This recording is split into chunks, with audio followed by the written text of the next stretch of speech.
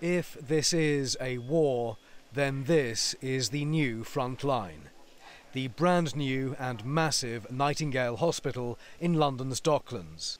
The opening was on video link as recent COVID patient Prince Charles conducted the Royal's first ever virtual building opening from 500 miles away at his Scottish home, Birkhall. It is without doubt a spectacular and almost unbelievable feat of work in every sense.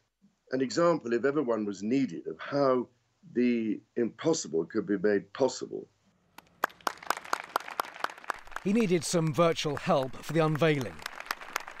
The NHS, private business and the military have joined forces on this specialist COVID facility.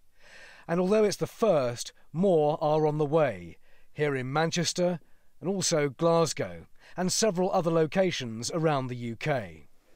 The Health Secretary thanked staff today. On behalf of the whole country, I'm very, very proud of you. If Hope ran hospitals, this one wouldn't have any problems. What they've done here is remarkable. Over 9 days and nights, they've turned a huge conference centre, which is more used to hosting the London Boat Show and Miss World, into a 4,000-bed hospital. And Prince Charles reflected on the aptness of its name. Florence Nightingale, the lady with the lamp, brought hope and healing to thousands in their darkest hour. In this dark time, this place will be a shining light.